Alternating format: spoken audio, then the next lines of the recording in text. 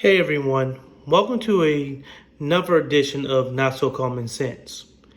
Today I'm going to talk about how to handle certain misinformation or disinformation.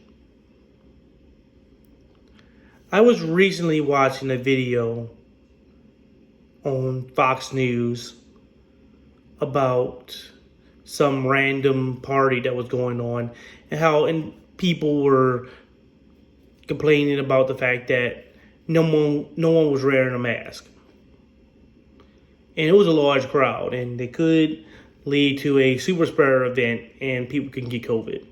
Of course, the anchor on there was spouting off random talking points on the right and whatnot. And of course, his guest was none other than Tim Pool. They did something that, in my opinion, you should never do because it was completely a fallacy. They tried to compare the deaths and murders together. The deaths due to coronavirus and the murders in Chicago. How in the world do you get from one extreme to another? How are you going to try to belittle the danger of coronavirus by trying to say, well, there's more deaths, there's more murders in Chicago than deaths due to coronavirus?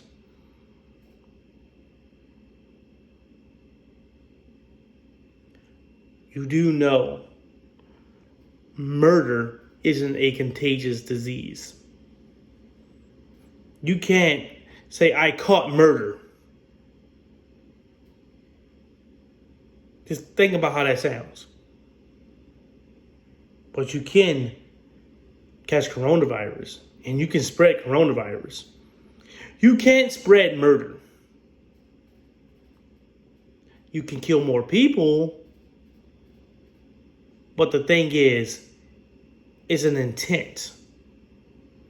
And it's an individual. You can stop an individual. You cannot stop a contagious disease like coronavirus when dealing with idiots who don't want to take a vaccine shot.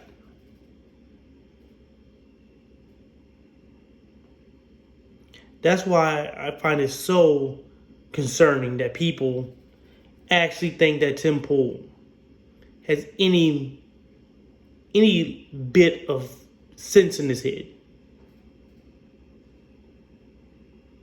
Because if you go on to Fox News, and that's going to be your topic, why aren't you shooting that down immediately?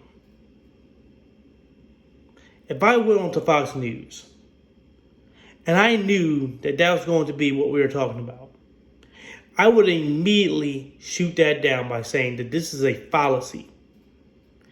The comparison cannot be done. There's no meaningful information here. What are you trying to say with this data? Because there's too many logical fallacies and logical holes in your statement, in your idea, and what you're trying to prescribe to the American people by saying that coronavirus isn't as bad as murder.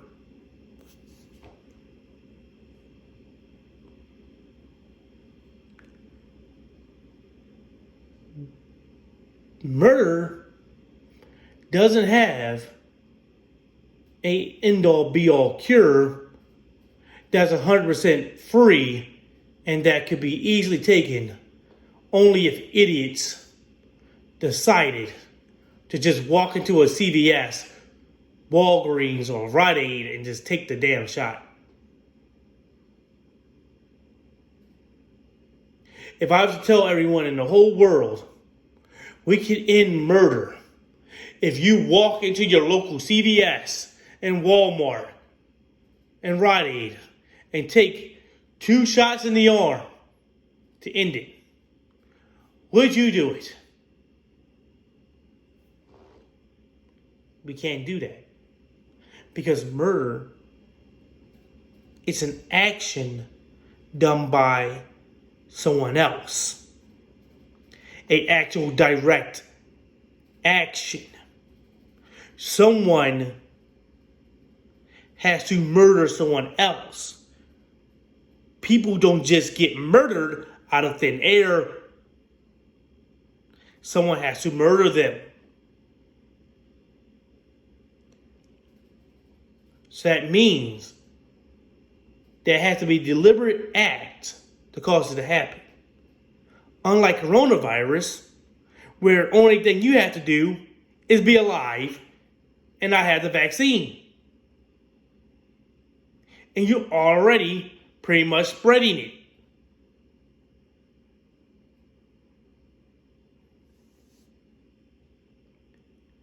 And again, murder doesn't have an end-all be-all cure where you have to just take 2 shots in the arm.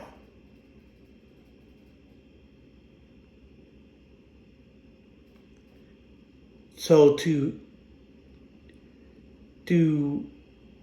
be able to defeat those type of disinformation, the only thing you have to do